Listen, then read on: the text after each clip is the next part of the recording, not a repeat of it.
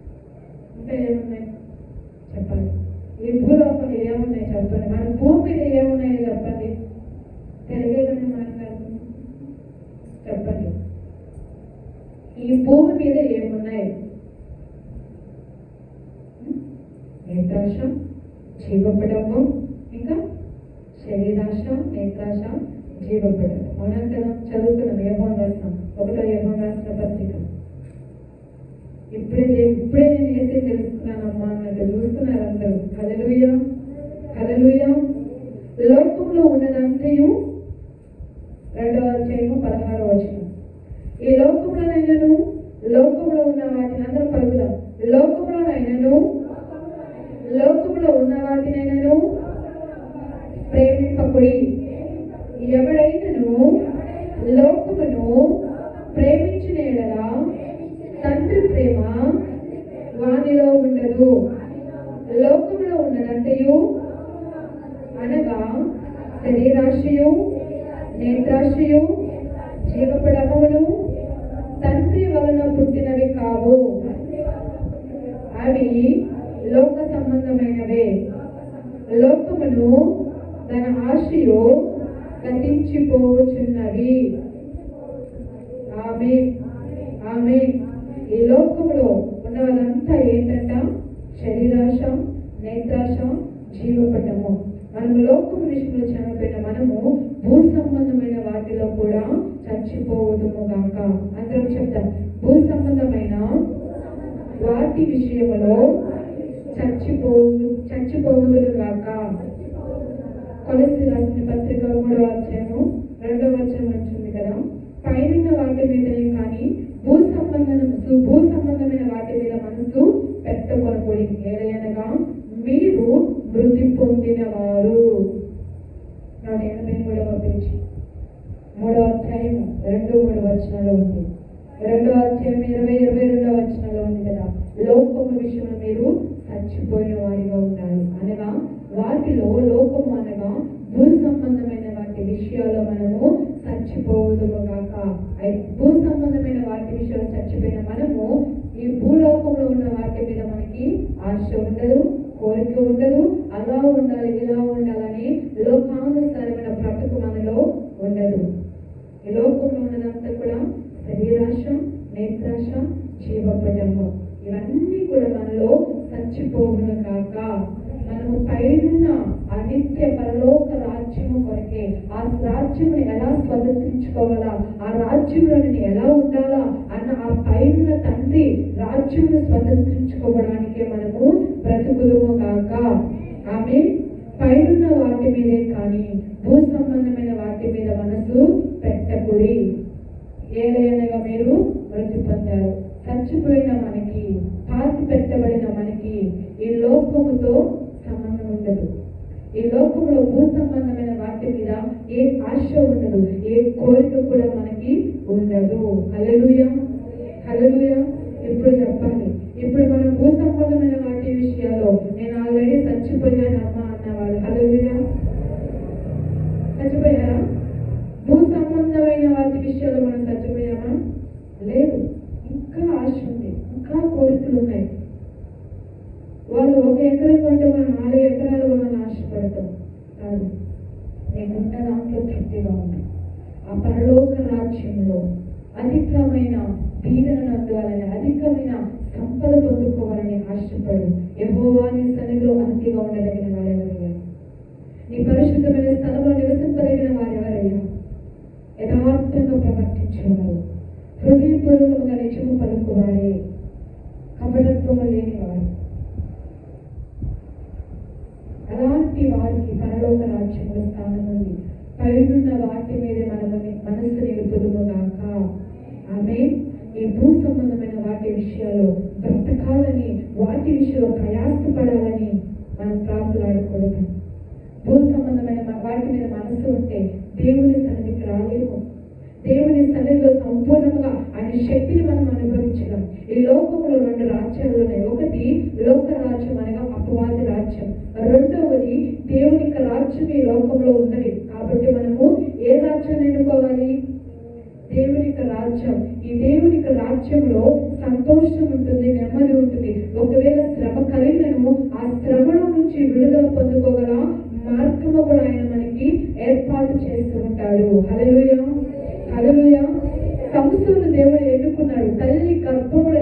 ఏర్పరచక మునిపే తన తల్లిదండ్రులతో మాట్లాడుతూ ఉన్నాడు. నీకు కుమారుడు పుడతాడు, అతనికి ఏం చేయాలి? కత్తి కూడా పెట్టకూడదు, అతని యొక్క జుట్టును మీరు కత్తిరించకూడదు, అతను ప్రత్యేకింపబడినవాడు, అతను నా పని కొరకు ఏర్పరచబడినవారని సంసోను దేవుడు ఎన్నుకుంటే అతను ఎదిగే కొద్దీ దేవుని చిత్తాన్ని నెరవేరుస్తూ ఉన్నాడు. కానీ అతను లోక విషయంలో చచ్చిపోలా, భూ సంబంధమైన వాటి విషయాలు చనిపోలా. ఒక్కొక్క ప్రాంతానికి వెళ్తే ఒక్కొక్క ప్రాంతంలో ఇదిగో నేత్రాశ, ఒక్కొక్క అమ్మాయిని చూసి ఆమె మీద మనసు పడతాడు. దేవుని యొక్క దైవికమైన విధానంలో కాదు, శత్రువులతో, దేవునికి ఇష్టమైన ప్రజలతో అతని సాంగత్యాన్ని కుదుర్చుకుంటాడు. గమనించండి, ఒకానొక దినాన అతని మీద ఉన్న దేవునికి అభిషేకాన్ని కోల్పోతాడు. ఆ స్త్రీ వలన దేవునికి చిత్తాన్ని నెరవేర్చవలసిన ఆ సంసోను అవిధేయుడైపోతాడు.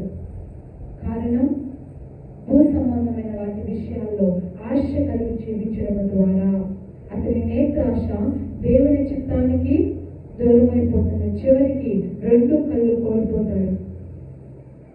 అతని జుట్టు తరిగిపోతుంటే దేవుని శక్తిని కోల్పోతాడు. జాగ్రత్త, నీ మీద దేవునికి ఒక ఉద్దేశం ఉంది, నీ మీద దేవునికి ఒక ప్రణాళిక ఉంది, నీ మీద దేవుని యొక్క చిత్తం నెరవేర్చబడాలని ఆయన గొప్ప అభిషేకం నీ మీద ఉంచాడు.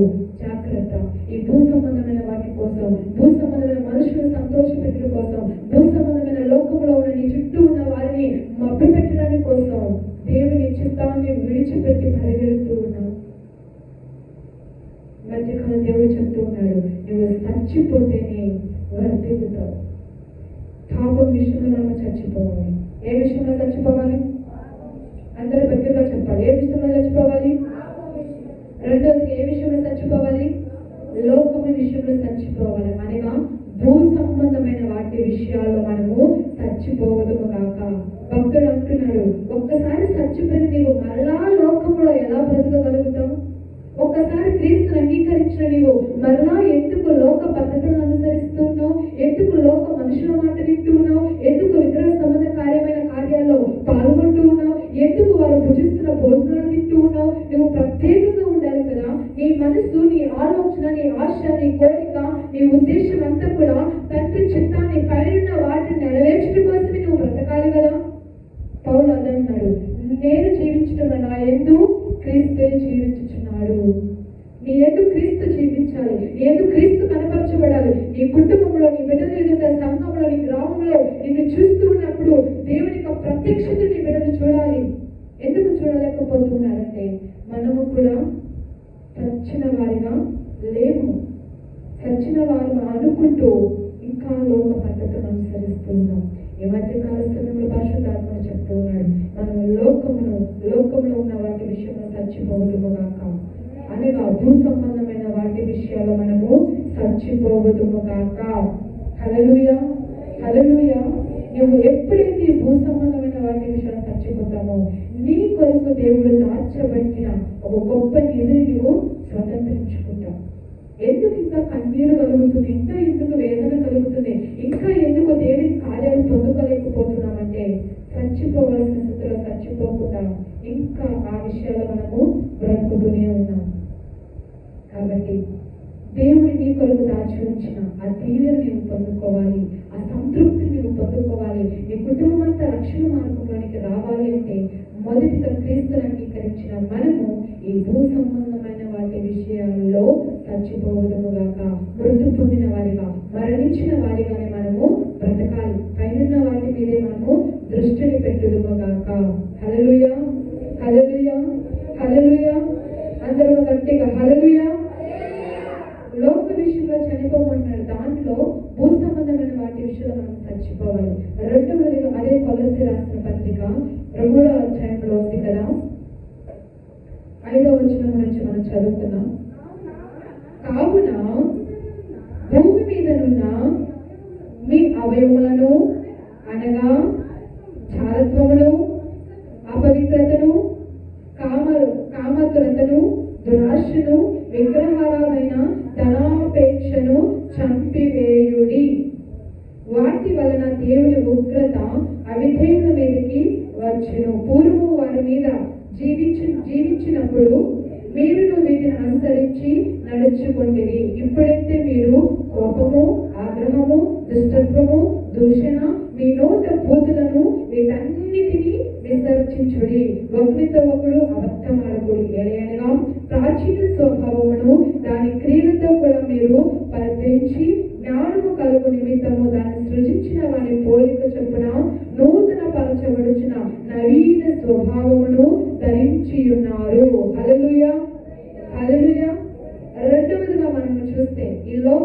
లోకం విషయంలో చచ్చిపోమంటున్నాడు. ఈ లోకంలో ఏముంది?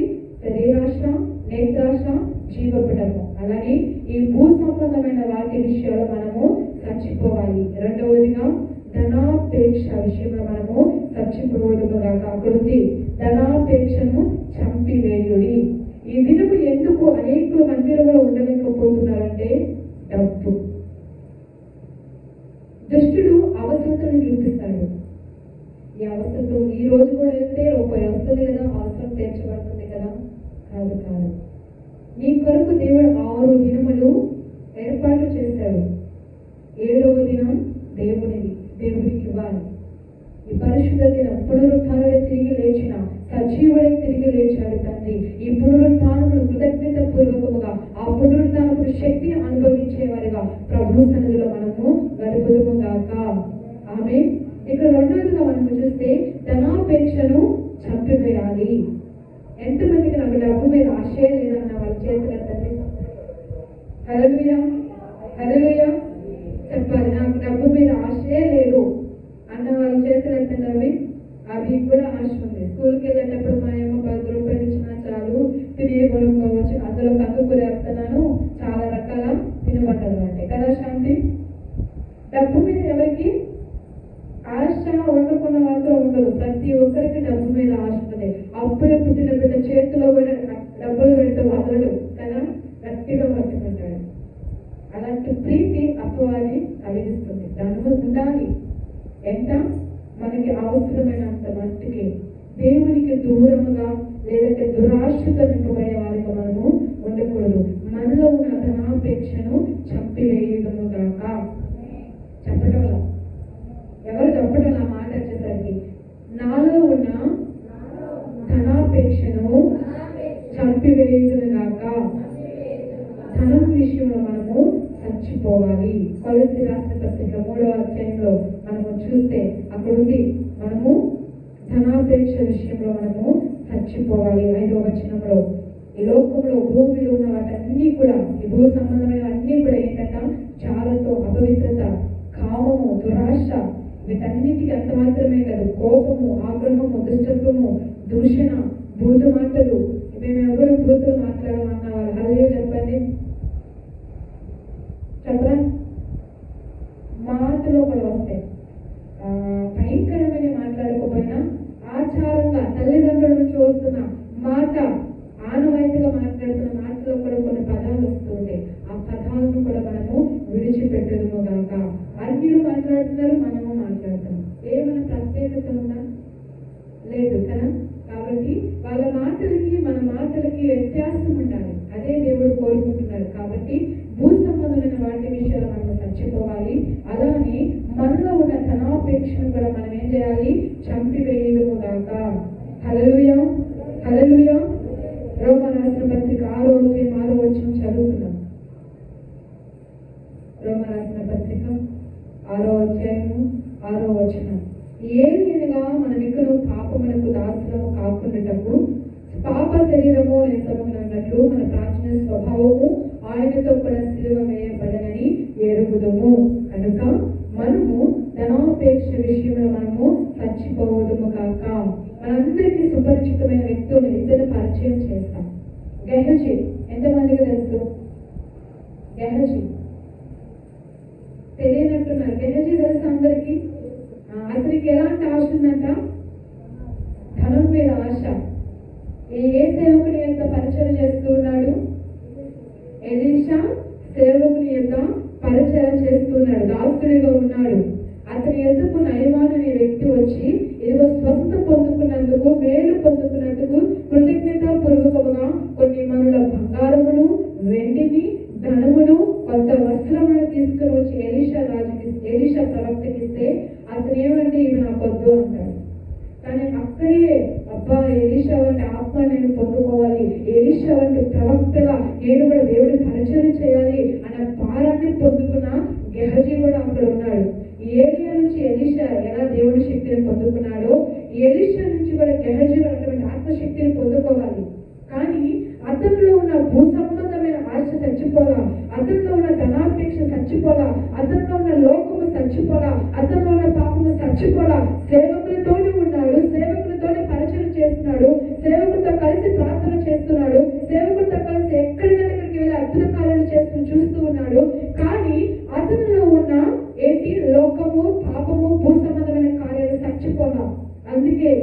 సేవకుని వదిలిపెట్టి గెహజీ ఎంతో నయమని ఎంతో దూరం వెళ్ళిపోయాడు.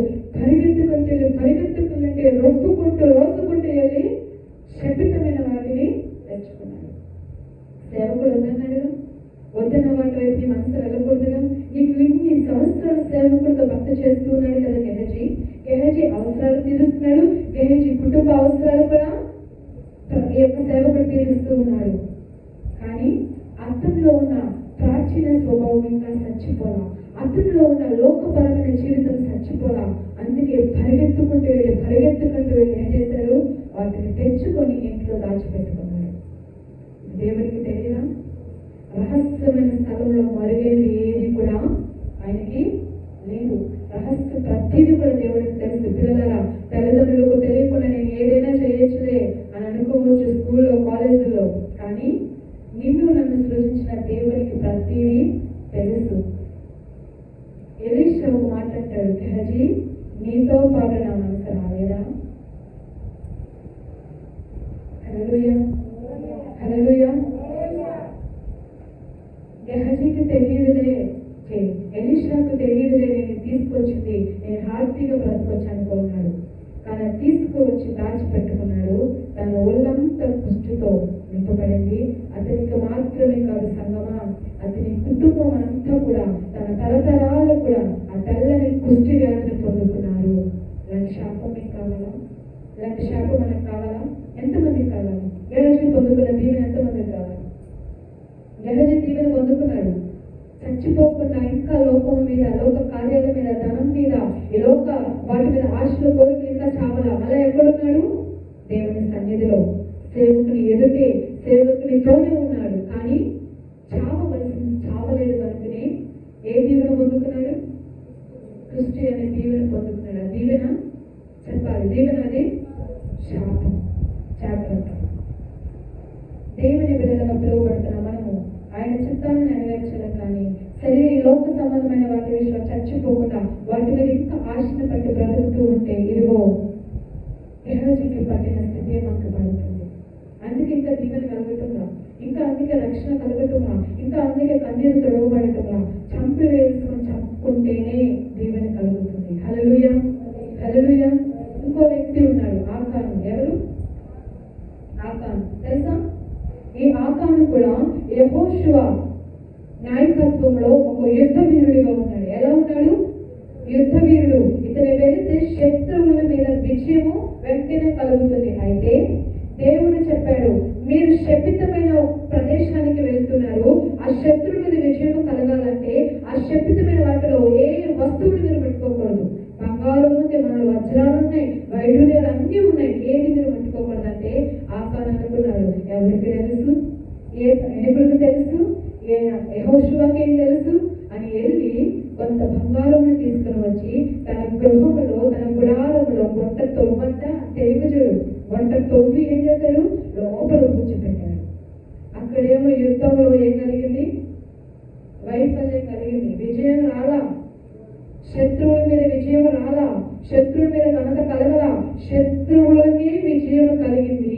దేవుని పేరుట వెళ్ళిన వీరికి ఏం కలిగిందంట? అపజయం కలిగింది. గమనించాలి. ఎందుకు అపజయం కలిగిందా అని యెహోషువ తల నోరు కొట్టుకున్నాడు. ఎందుకు ఇంత అపజయం కలిగింది? అందరము మంచిగా ఉన్నాము కదా, ఈ శపితమైన వాటిని ఏది ముట్టుకోలేదు కదా, అంత నాశనం చేస్తున్నాం కదా అని అనుకున్నాడు. అంత పరీక్షించి చూస్తే దేవుడే బయలుపరుస్తున్నాడు. యెహోషువ యుద్ధ వీరుల్లో సైనికులు శపితమైన వాటిని ఉంచుకున్నారు. నా బిడ్డలు అన్నప్పుడు అందరిని ఎవరు చివరికి ఎవరు కనపడ్డారట? ఆకాను గుడారంలో వెళ్ళి చూస్తే ఏమైంది? శపితమైన వాటిని ఉంచుకున్నాడు. అతను ఇంకా చావవలసిన లక్షణాలు చావల, ప్రాచీన స్వభావం ఇంకా చావల, క్రీస్తుతో జీవించటంలో, తన చిత్తాన్ని నెరవేర్చటంలో. అందుకే అతను చేసిన తప్పిదము ఏం కలిగింది? అతని కుటుంబం అంతా కూడా అక్కడికక్కడే రాళ్ళు విసిరి చంపవేశారు. రాళ్లతో కుప్పగా తయారు అదే సమాధిగా మార్చబడింది. హల్లెలూయా, హల్లెలూయా, హల్లెలూయా. బిగ్గరగా రెండు చేతులు ఆకాశం అయిపోయింది. హల్లెలూయా, హల్లెలూయా. చంపివేయవలసిన కార్యాలను మనం చంపివేస్తే కార్యం కలుగుతుంది, విజయం కలుగుతుంది. అది సచ్చిన ఎడల ఏం కలుగుతుందంట? విస్తారమైన దీవెన కలుగుతుంది. మనలో చావవలసిన కార్యాలు చస్తేనే ఏం కలుగుతాయి? విస్తారమైన దీవెన కలుగుతాయి. ఇప్పుడు ఒక్కొక్కరితో కూర్చొని మాట్లాడితే చాలా దుఃఖకరమైన కార్యాలు మీరు చెప్తారు, అవునా కదా? అవన్నిటిలో నీకు విజయం కలగాలంటే నీ జీవితంలో ఇంకా చావవలసిన కార్యాలు ఏదైతే ఉన్నావో వాటిని చంపివేయుదుగాక. ఆమేన్, ఆమేన్, హల్లెలూయా, హల్లెలూయా. మోషే ఐగుప్తు ధనాన్ని అనుభవించవచ్చు, ఐగుప్తు ఐశ్వర్యాన్ని అనుభవించవచ్చు, కానీ ఏం చేశాడు? దేవుని కొరకు, తండ్రి చిత్తము కొరకు ఐగుప్తు ఐశ్వర్యమును ఎంచుకున్నాడంట, పెంటగా ఎంచుకున్నాడంట. మనం ఎంచుకుంటామా? లేదు కదా. అది ఇంకా కావాలని కోరుకుంటాం. దేవుని యొక్క చిత్తాన్ని నెరవేర్చేటప్పుడు ఐగుప్తు ధనాన్ని పెంటతో సమానంగా ఎంచుకొని ఐగుప్తు లోక భోగాలను విడిచిపెట్టి ఎక్కడికి వెళ్ళాడు? సింహాసనం మీదకి రాలా సంగమా, వినాలి. అరణ్యంలో ఉన్నాడు. అరణ్యంలో సమృద్ధి ఉంటుందా? ఉండదు. తృప్తి ఉంటుందా? ఉండదు. 40 సంవత్సరములు దేవుడు అతన్ని తర్ఫీదులో నడిపించాడు. హల్లెలూయా. శ్రమల గుండా, ఇబ్బందుల గుండా, ఆకలితో అన్ని విధాలుగా నడిపించి చివరికి ఐగుప్తులు తన ప్రజలు నడిపించడానికి ఓ గొప్ప నాయకుడిగా మార్చబడ్డాడు. ఐగుప్తు యొక్క భోగాలను అనుభవిస్తూ ఉంటే ప్రజలు విడిపించగలరా? విడిపించలేడు. నీవైనా నేనైనా చంపి వేసుకోవాల్సిన, విడిచిపెట్టవలసిన వాటిని విడిచిపెడితేనే మన కుటుంబాన్ని రక్షించుకోగలుగుతాం. హల్లెలూయా, హల్లెలూయా, హల్లెలూయా. మోషే విడిచిపెట్టాడు, విసర్జించాడు కనుకనే దేవుని ప్రజలను రక్షించగలిగాడు. అబ్రహామును దేవుడు పిలిచాడు. అబ్రహాము విగ్రహాలను తయారు చేసుకుంటూ ఆ పూజ చేసేవాడు. అబ్రహామును పిలుచుకున్న వెంటనే వాటన్నిటిని విడిచిపెట్టాడు. అబ్రహాంకి ఏం చెప్పాడు? బంధువులను, తల్లిదండ్రులను, స్నేహితులను, నీ ఇంటి వారందరినీ, నీ ఇంటి ఆస్తంతటిని కూడా విడిచిపెట్టి ఎక్కడికి రావాలి? నేను చూపించు దేశానికి వెళ్ళి, ఏ ప్రాంతానికి వెళ్తావో తెలియదు. ఆ దేశ సమాచారాలు కనుక్కోవాలంటే, మన ఇంట్లో ఒక బిడ్డను ఒక ఊరికి ఇవ్వాలంటే మనం ఏం చేస్తాం? ఆ ఊరి వివరాలు కనుక్కుంటాం, ఆ ఇంటి వివరాలు కనుక్కుంటాం, వాళ్ళకి ఎంత ఆస్తుందని కనుక్కుంటాం, అవునా కదా? నేను చూపించు దేశానికి వెళ్ళన్నాడు. సమస్తాన్ని విడిచిపెట్టి ఒట్టి చేతులతో వెళ్ళాడు. గొప్ప ఐశ్వర్యాన్ని సంపాదించుకున్నాడు. హల్లెలూయా, హల్లెలూయా. నీకు ఇలాంటి దీవెనలు కావాలి, ఇలాంటి విస్తారమైన కృపను పొందుకోవాలంటే చచ్చిపోవుదుగాక. ఆమేన్, హల్లెలూయా, హల్లెలూయా. ఇంకో వ్యక్తి నేను చూపిస్తా, చదువుదాం. అపోస్తులు రాసిన పుస్తకం పత్రిక ఉంది కదా, మనందరికీ తెలుసు. అననీయ, సఫీరాలు తెలుసా? వీళ్ళు ఏం చేశారంట? అపోస్తలుడైన పేతురు ఏం చేస్తున్నాడు? సంఘంలో ఉన్న అవసరాలను బట్టి, సంఘంలో ఉన్న విధానాన్ని బట్టి అందరిని కూడా ఏం చేస్తున్నాడు? మీ దగ్గర ఉన్న వాటిని తీసుకుని రమ్మన్నప్పుడు అందరూ కూడా ఏం చేస్తున్నారు? తీసుకొని వచ్చారు. వాళ్ళు కలిగినదంతా కూడా అపోస్తలుల యొక్క పాదముల మీద పెడుతూ ఉన్నారు. 4వ అధ్యాయం 106వ పేజీ 32 నుంచి కూడా మనం చూస్తే, విశ్వసించిన వారందరూ ఏక హృదయమున ఏకాత్మే గలవారై వారు ఉన్నదంతా కూడా అక్కడ ఉంది కదా, భూములైనను ఇళ్ళనైనను కలిగిన వారందరూ వాటిని అమ్మిన వాటిని వీళ్ళ తెచ్చి అపోస్తలుల యొక్క పాదముల ఏట పెడుతూ ఉన్నారు. వారు అక్కల కొలది పంచి పెడుతున్నారంట. ఉన్న స్థితిలోంచి తీసుకొస్తున్నారా? లేదు. లేని స్థితిలో ఉన్న వాటిని కూడా అమ్మి వేసి సంఘంలో ఉన్న లేని వారికి ఇస్తూ ఉన్నారు. వాళ్ళని అడిగాడు పేతురు? అడగల. ఆ పరిస్థితిని చూసి తీసుకొని వచ్చారు. వాళ్ళలో కూడా మనలాంటి దైవ భక్తులు ఉన్నారు. హల్లెలూయా. మిమ్మల్ని కూడా నాలాంటి భక్తులు వాళ్ళు అనమాట. అననీయ, సఫీరాలు, అయ్యా మేము కూడా తీసుకొస్తామని చెప్పి వెళ్ళి భూమిని అమ్మిన వెంటనే డబ్బులు చూడంగానే అంత వాళ్ళకి ఏం కలిగింది? ఆశ కలిగింది. మొత్తం ఇచ్చేయాలని అమ్మారు, కానీ దాన్ని చూడగానే ఆశ కలిగి కొంత దాచుకొని యథార్థంగా చెప్పాలి కదా. అక్కడ ఉంటే మనం 15వ కీర్తన చదువుతాం. హృదయపూర్వకముగా ఏం చేయాలంట? సత్యం పలకాలి, అబద్ధాలు ఆడకూడదంట. హృదయపూర్వకంగా సత్యమే పలకాలి. పేతురు అంటాడు, ఇంతకైనా అమ్మింది అని అంటే దైవజనుడు, ఇంతకేనయ్యా అని అననీయ అంటాడు. అతను చచ్చిపోయి శవ బయటికి తీసుకెళ్తుంటే మళ్ళీ సఫీరా వచ్చింది, అమ్మా ఇంటికైనా అమ్మింది అంటే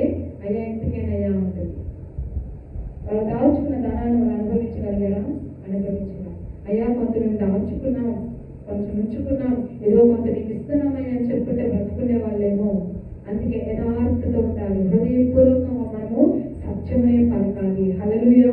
వారిలో ఉన్న ఆ యొక్క లోకపరమైన ధనాపేక్ష ఆ యొక్క కోరిక చాలా బ్రతికి ఉంది, అందుకే మరణించారు. ఈ మధ్యకాల సమయంలో దేవుడు అంటున్నాడు, మరణించవలసిన సమయంలో మరణించిన మనము, మన ప్రాచీన స్వభావము చచ్చిపోయింది, మరలా దానిని మనము బ్రతికించకూడదు. హల్లెలూయా, హల్లెలూయా. మనము చివరిలో ఒక వాక్యం చదువుకుందాం.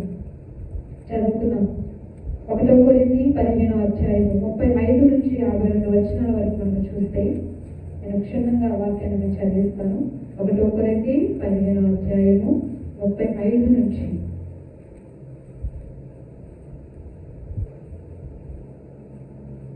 అయితే మృతులు ఎలాగూ లేతురు. 156వ పేజీ. అయితే మృతులు ఎలాగూ లేతురు, వారెట్టి శరీరముతో వద్దురని ఒకడు అడుగును. ఓ అవివేకి, నీవు విత్తినది చచ్చితేనే గాని బ్రతికింపబడదు కదా. నీవు విత్తిన దానిని చూడగా అది గోధుమ గింజైనా సరే, మరి ఏ గింజైనా సరే, ఒట్టి గింజనే విత్తుచున్నావు గాని పుట్టబోవ శరీరమును నీవు విత్తుటలేదు. హల్లెలూయా. మరి ఏ విత్తనము విత్తుతామో ఆ ఫలాన్ని మనము కోసుకుంటాం. అవునంగా, మామిడి విత్తనం నాటితే మామిడికాయలు కోసుకుంటాం, జామకాయలు కోసుకుంటామా? లేదు. ఆత్మీయ జీవితంలో కూడా మనం ఏది విత్తుతామో అదే మనం కోసుకుంటాం. మంచి విత్తితే మంచి ఫలాన్ని పొందుకుంటాం, చెడు విత్తనం విత్తితే చెడు ఫలాన్ని కోసుకుంటాం. ఇక్కడ భక్తులు చెప్తున్నారు, ఇవి ఏది విత్తుతావో దానినే మనం ఏం చేస్తామంట? కోసుకుంటాం. ఆ ఫలాన్ని మనం అనుభవిస్తామని ఉంది. 52వ వచనం మనం చదువుకుందాం. మనమందరము నిద్రించము కానీ నిమిషంలో ఒక రెప్ప పాటున కడబూరం రోగుగానే మనమందరము మార్పు పొందడము. పూర్వం రోగులు, అప్పుడు మృతులు అక్షయులుగా లేపబడదురు, మనము మార్పు పొందుదము. హల్లెలూయా, హల్లెలూయా. మనము మట్టి నుండి పుట్టిన వారి పోలికను ధరించిన ప్రకారము పరలోక సంబంధి పోలికయు ధరించుము. హల్లెలూయా, హల్లెలూయా. 50వ వచనంలో ఉంది, అందరం పలుకుదాం. సహోదరులారా, నేను చెప్పునది ఏమనగా, రక్త మాంసములో దేవుని రాజ్యమును స్వతంత్రించుకొననేరవు, క్షయత అక్షయతను స్వతంత్రించుకొనదు. ఇదిగో మీకు ఒక మర్మము తెలుపుచున్నాను, మనమందరము నిద్రించుము గాని నిమిషములో ఒక రెప్ప పాటున కడబూరం రోగగానే మనమందరము మార్పు పొందుదుము. ఆమేన్, ఆమేన్. పరలోక రాజ్యంలోకి ఎవరు ప్రవేశించరంటాం?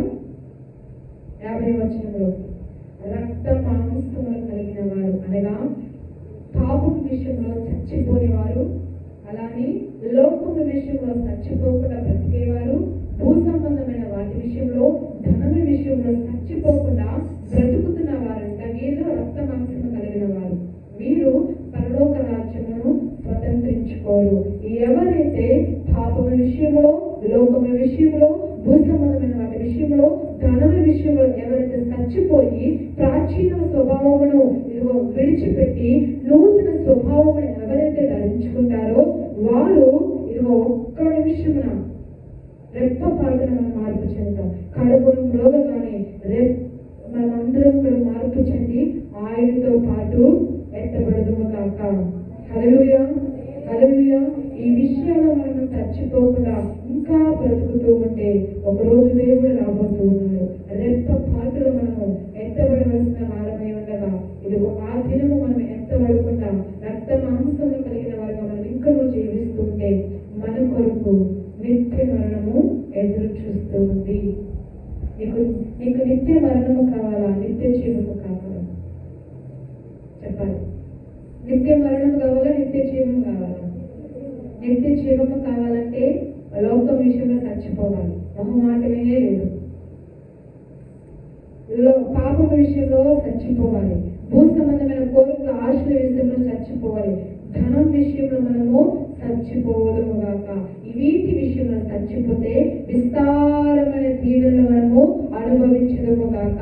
ఆ పరలోక రాజ్యమును మనము స్వతంత్రించుకుందము గాక.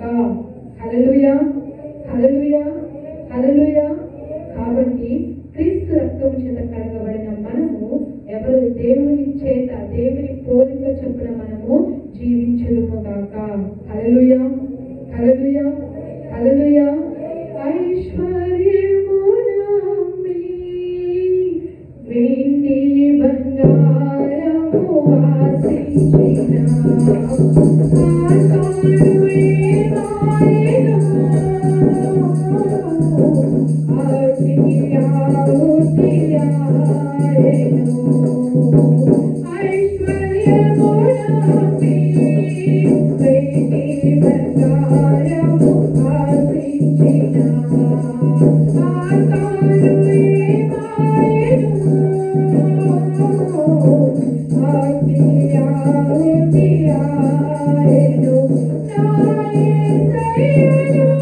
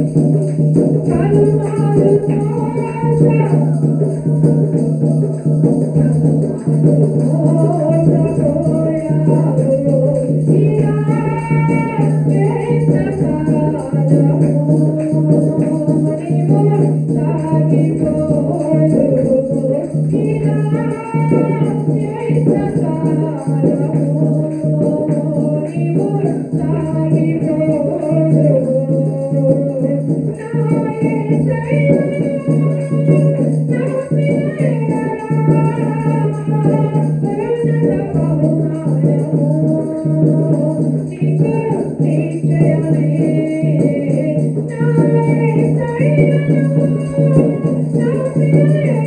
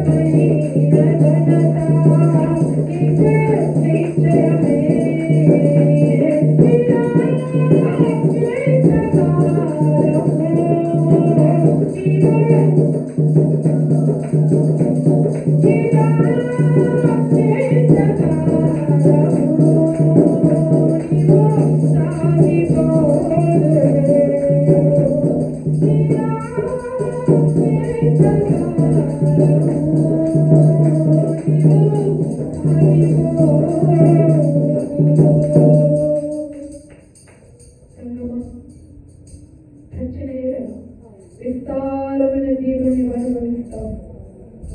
నీ ప్రాచీన పాపపు స్వభావము చచ్చిపోవాలి. నీ ప్రాచీన లోకపు జీవితమును చంపివేయాలి. ఈ భూ సంబంధమైన వాటి విషయంలో నీవు చచ్చిపోవాలి. ధనం విషయంలో నీవు చచ్చిపోవాలి. అప్పుడే ఈ శాశ్వతమైన ఘనత, ఉన్నతమైన బహుమానము, మహిమైశ్వర్యమును దేవుడు నీకు అనుగ్రహిస్తాడు. చచ్చిపోవలసిన నీవు ఇంకా పాపం విషయంలో, లోకం విషయంలో, భూతమైన విషయంలో ఇంకా బ్రతుకుతున్నావేమో. బ్రతి పొందిన వారు మరలా బ్రతుకుటే ఎలా సాధ్యము? క్రీస్తులో ఇదిగో క్రీస్తు రక్తము చేత కడగబడిన నీవు ఇంకా లోకంలో బ్రతుకుతున్నావంటే చావవలసిన కార్యము ఇంకా చావలేదు. క్రీస్తు బిడ్డగా జీవిస్తున్నావు. క్రీస్తు పేరు పెట్టుకుని బ్రతుకుతూ ఉన్నావు. చావవలసిన కార్యాలు సస్తేనే దీవెన కలుగుతుంది.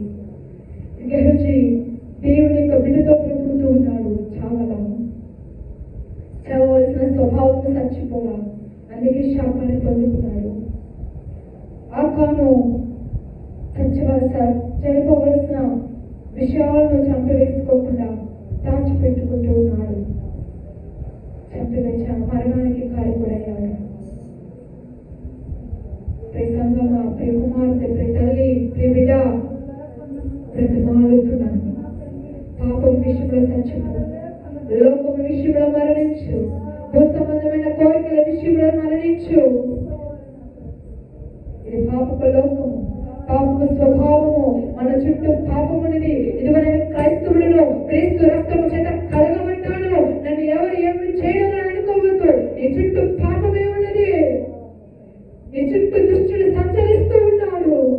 ఎప్పుడు ఎలా మరిందుమా, ఎప్పుడు ఎలా నేను పడవేయుదుమా, ఎలా నేను క్రీస్తుల నుంచి వేరు చేయుదుమా, దేవునికి దీవులకు దూరము చేద్దామా, దేవునికి ఆశీర్వాదాలకు దూరము చేద్దామా, నీవు అనుభవిస్తున్న మేలును పాడు చేయడానికి ఇదిగో దుష్టుడు నీ చుట్టూ చొరబడి ఉన్నాడు.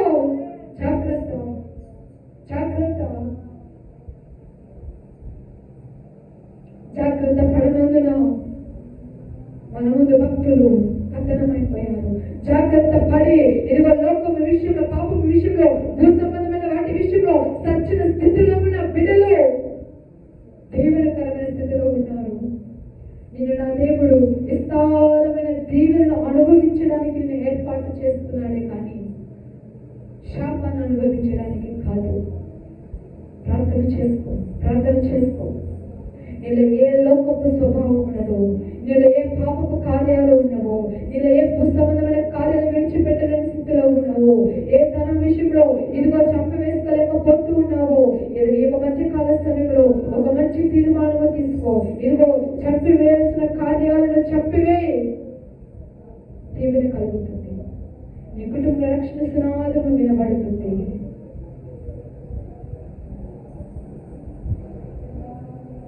మెలకువ కలిగి ప్రార్థించు, భారం కలిగి ప్రార్థన చేసుకో. అది సత్యమే విస్తారమైన దీవెన కలుగుతాయి. మనలో ఉన్న పాపపు స్వభావం, మనలో ఉన్న లోకపు కార్యాలు, మనలో ఉన్న భూ సంబంధమైన ఆశలు, కోరికలు, మనలో ఉన్న ధనపరమైన ఆశలు మనం చంపివేసుకున్నప్పుడు దీవెన మనం పొందుకోగలుగుతాం, ఆశీర్వాదాన్ని పొందుకోగలుగుతాం. నీ కొరకు, నా కొరకు తండ్రి ఈ లోకములకు వచ్చి మరణించాడు కనుకని నీకు నాకు ఒక నిత్య జీవము ఉంది, ఒక నిరీక్షణ ఉంది, ఒక సంతోషం ఉంది. ఈ దినమైన మరణించిన ఆ నిత్య రాజ్యాన్ని స్వతంత్రించుకుంటారు, ఒక నిరీక్షణ ఆయన అనుగ్రహించాడు.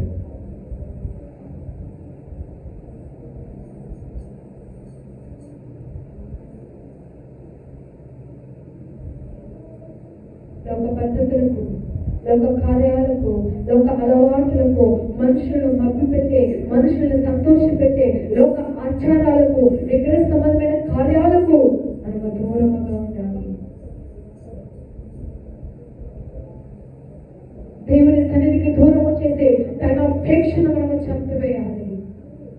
పునరుత్థానము దేవునికి సన్నిధిలో మనము గడపాలి. ఇది దేవునికి రోజు, దేవునితో సమయం గడిపే రోజు, దేవునితో సంతోషించే దినమయ్యే దినము. కృతజ్ఞత లేని వారమై లోకంలో తిరుగుతూ ఉన్నాం, సన్నిధిని విడిచి బ్రతుకుతూ ఉన్నాం.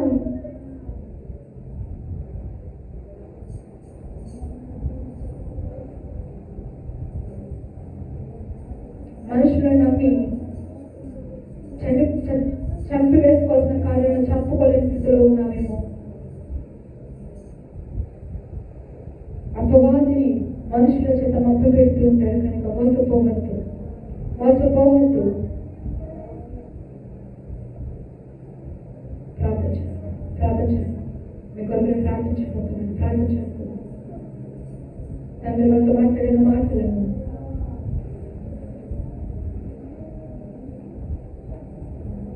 గుర్తు తెచ్చుకుంటూ, ఒక మంచి తీర్మానము తీసుకుంటూ ప్రార్థన చేద్దాం. ఆయన సన్నిధిలో మనము అతిథులుగా ఉండాలి. ఆయన సన్నిధిలో అతిథులుగా ఉండాలంటే, విస్తారమైన తీరును మనం అనుభవించాలంటే మార్పు చెందాలి. ఈ భూ సంబంధమైన పాపపు విషయాల్లో మనం చచ్చిపోవాలి.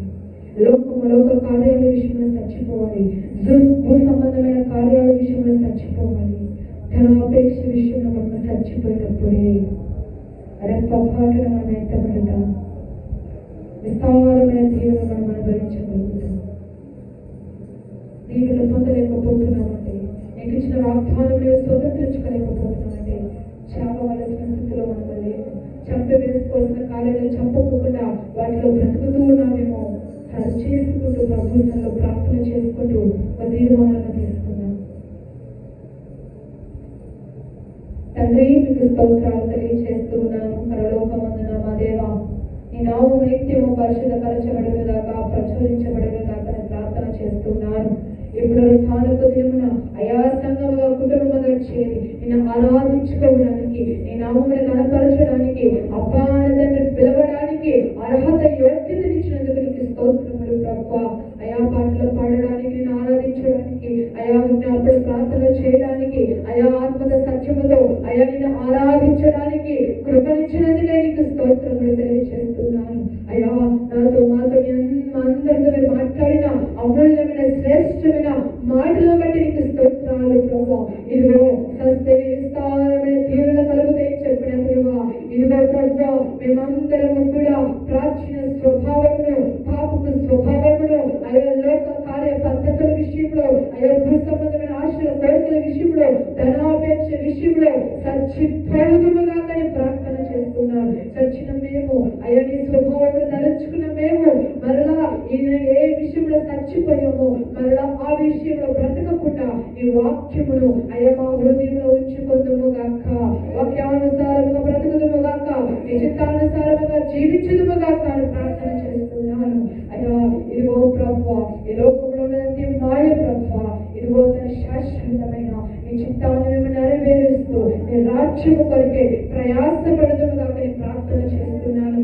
ఇంకా ఏ విషయంలో ప్రభా చచ్చిపోయిన స్థితిలో మేము ఉన్నామో, ఇంకా ఏ కార్యాలను విడిచిపెట్టలేకపోతున్నామో, ఇంకా ఏ కార్యాలను ప్రభా విసర్జించలేని స్థితిలో బ్రతుకుతున్నామో ఈ దినము ప్రభా ఆ విషయంలోనైనా విడిచిపెట్టేవారిగా విసర్జించేవారిగా ఆ విషయంలో అయా మృతులైన వారిగా మరణించిన వారిగా చచ్చిన వారిగా బ్రతుకుదుగా కానీ ప్రార్థన చేస్తున్నాను.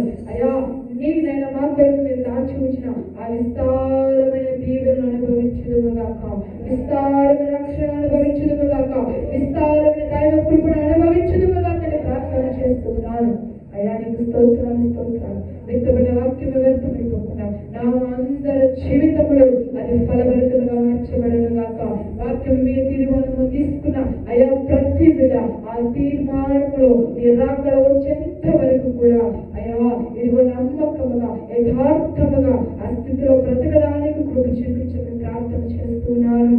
అయా గోధుమ గింజ చచ్చితేనే విస్తారమైన దీవెనలు విస్తారమైన ఫలములు కలుగుతుంది కనుక మేము కూడా విస్తారమైన ఫలములు అనుభవించాలి. కుటుంబాలుగా రక్షణ పొందాలంటే రక్షింపబడిన మేము నీ బలను స్వీకరిస్తున్న మేము నీ పేరు పెట్టుకొని జీవిస్తున్న మేము అపవాదిని ఎదిరించదుము గాక, దుష్టుని ఎదిరించదుము గాక, చచ్చిపోతున్న వాటి విషయాలు నిశ్చయముగా చచ్చిపోదుము గాక, బ్రతకవలసిన నీతి రాజ్యము కొరకే బ్రతుకుదుము గాక అని ప్రార్థన చేస్తూ అయా నీకు వందనాలు ప్రభువా ఫలభరితమైన దీవెనలతో నింపమని ప్రార్థన చేస్తున్నాను.